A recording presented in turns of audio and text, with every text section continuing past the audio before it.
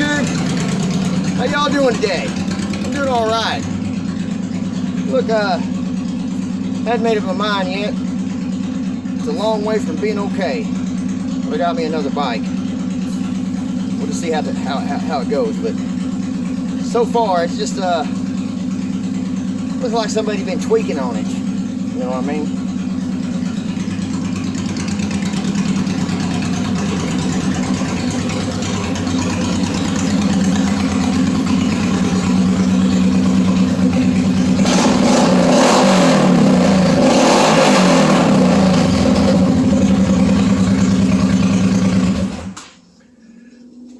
That is just stupid loud. It don't even sound good.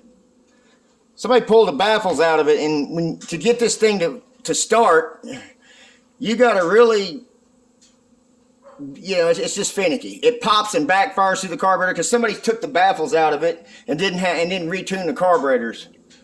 And as far as I'm concerned, that's not a good sound at all. The straight open pipes, that's just stupid, unless it's a Harley. These Hondas, I've owned a couple. You might think just because this is a V-twin motor, that has 2 pistons in it. That actually has 4. 4 pistons are in there. So you're really not going to get that chugging noise of, like a Harley makes.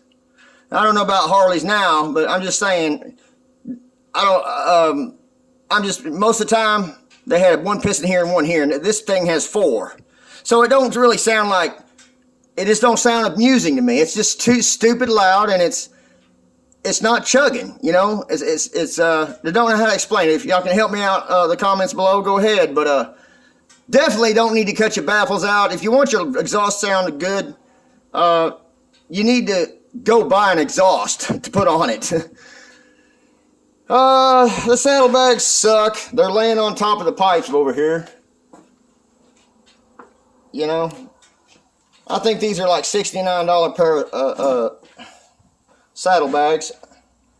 The motor seems to be running really nice. It don't have no leaks on it. I can tell that somebody already laid it down once, because you can see the guard up stuff over here. And they didn't take the dents out of the gas tank. They should have took the gas tank off, filled it up full of water, and took a rosebud tip and put over that dent, and then put air pressure to it. Seal all the holes off, and then stick something in here like a rag or something to seal it, and then fill it full of pressure, and take that rosebud tip and heat it up, and it'll push that dent out, so you don't got to cut a hole or drill a hole in your gas tank. And if you still can't get it out, go ahead and drill a hole in there and then braze it shut with water in it. And then the ape hangers. I don't have a problem with ape hangers. I'm a compatible kind of guy, But look, if your controls aren't going to fit up there where they need to go, then you need to get the right controls. And if the controls don't fit around the round big ass pipe up here, then you need to do something different, And you don't chop the old fucking things off. Look at this. Look at this. Let me get another view of it. Look at this. How the hell are you supposed to do that? That's the clutch. This is the brake. Look how loose that is. I rode this maybe 4 blocks to here. 4 blocks. It scared the shit out of me. What was the dude thinking? If you want to cheat, you've been better off taking this master cylinder, or the cylinder down here. You know what I'm saying? You took this. You could have took this and run it down low here somewhere, and kind of manufacture something, because I've seen them do it. Manufacture something to where, you got 2 brake pedals instead of just 1, and you work it with your feet. Okay? If you're going to cheat on the clutch, and you can't afford the cables, well, then maybe you need to stick you a suicide shifter right on here. Go buy you a suicide shifter or manufacture one. I've actually manufactured a couple in my time. All it is just a lever. You know what I'm saying? Whatever you choose, your design you're going to choose to use, just make sure it looks nice. And then you put this clutch on your lever. So when you're shifting the gears, you pull in on the clutch like this. It's a suicide shift. That's how you cheat on that, which I'm going to think about doing that anyway, because The last accident I was in, man, that bone poked out the back of my leg. It wasn't my fault. I've been wanting to get back on a bike forever, y'all. It's just one of those things. Lots of people say, no, you need to stay off of them. They're going to kill you. Well, I can say this. If I wouldn't have been up at 2 o'clock in the morning in a rush and in a hurry, maybe it was my kind of fault, you know. But the things are still dangerous. I mean, the dude could have been watching, you know, what the hell was going on instead of being on his cell phone. But I was also in a hurry, too. You always got to be very self-cautious when you're riding a bike. You got to have an imaginary bubble around you. And if people start closing in or the situation gets to where you don't have an exit, then you need to get out of that position you're in and make it to where you always have a way to get out. You never leave your area, your bubble starting to get congested. I've always been safe about riding a bike. Very safe about riding a bike. Go ahead and clean the gun out, son. Use the paint thinner or paint reducer in the back of the truck. I've always been safe about when I rode a bike. Very cautious. I've come across a lot of situations that were close calls. People getting over in your lane when you're hugging a corner.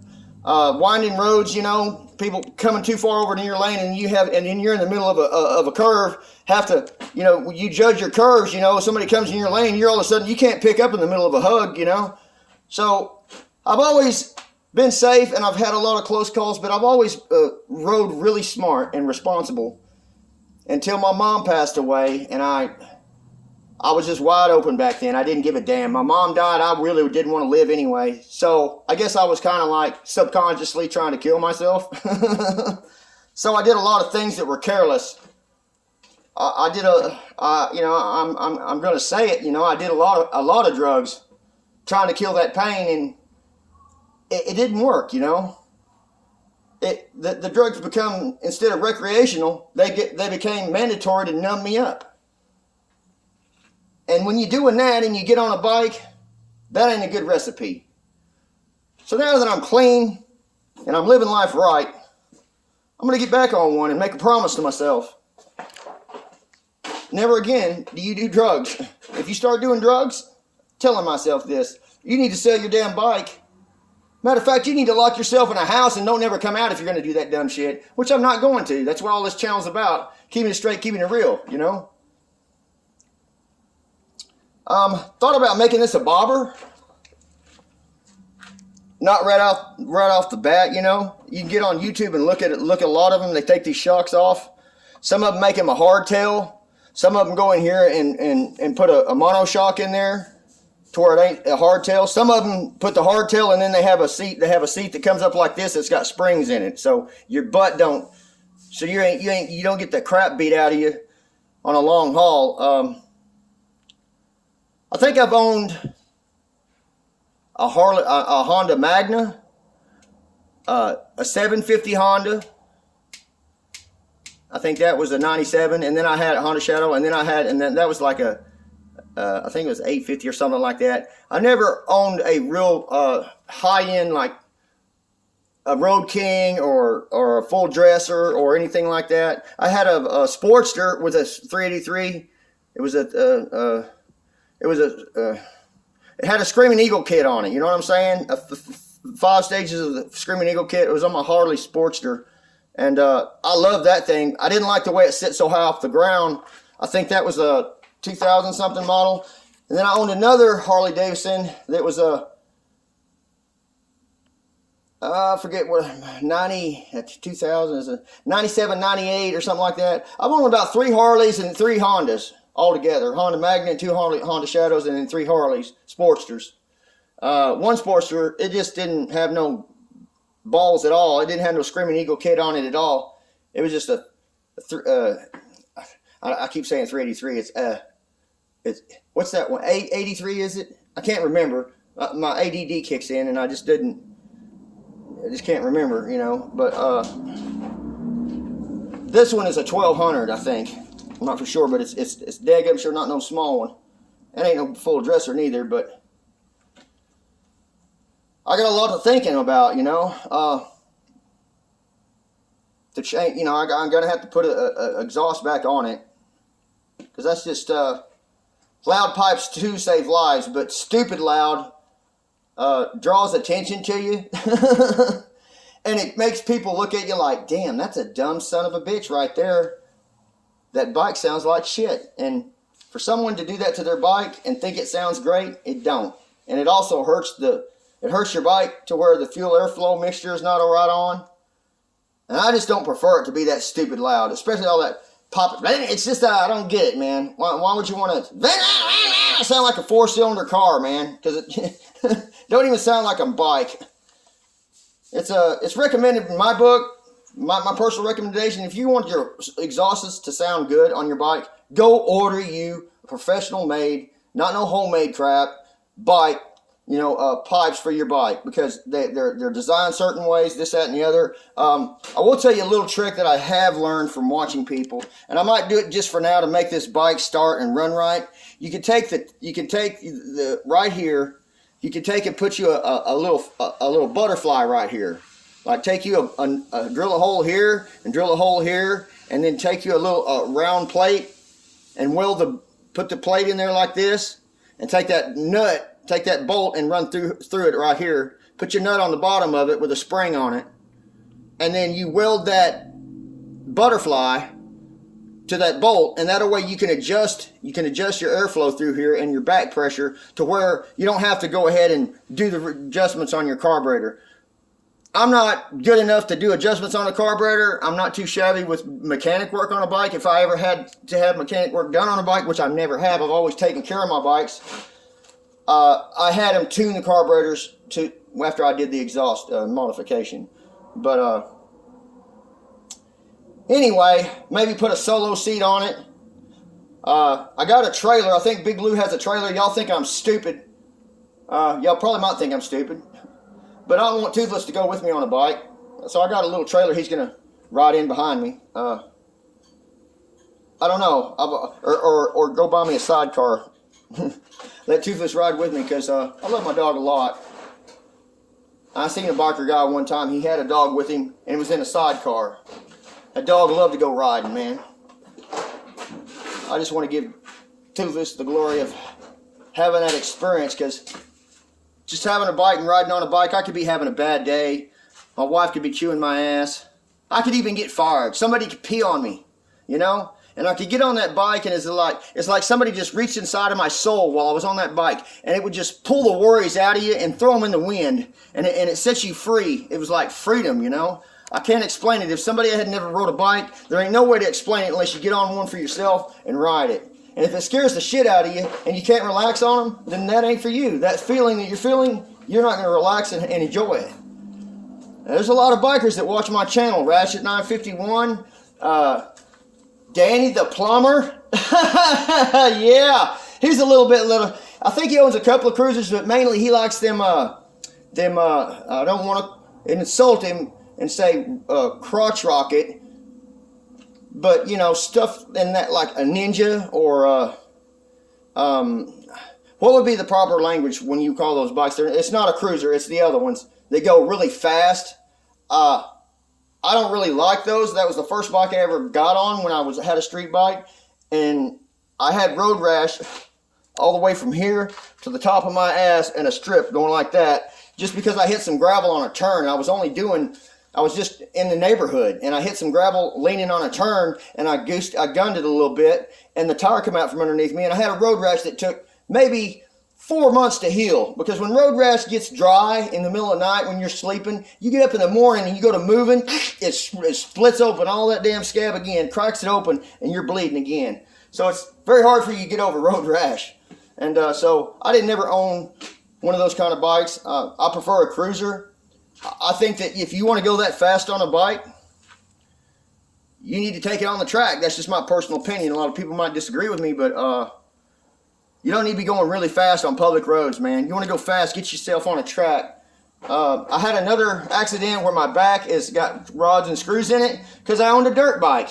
And I decided to go riding on somebody's land, and instead of taking it on a track like you're supposed to, I would ride on his land. Well, he didn't like me riding on his land, but he didn't bother asking me not to ride on his land. He just pulled a telephone pole across my trail. And then I hit it doing about 60 miles an hour on my dirt bike. Busted me all up. So that was another valuable lesson. And after me telling you these stories, you probably think I'm absolutely insane trying to get on another bike. But I'm telling you, man, you can take the guy off the bike, but you can't take that biker out of the guy. It's always going to be there.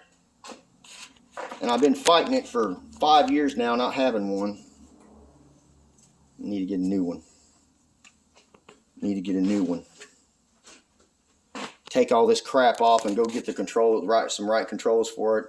The guy that he's a car dealer. He traded a car for this jalopy, or I think he paid about $500 for this thing.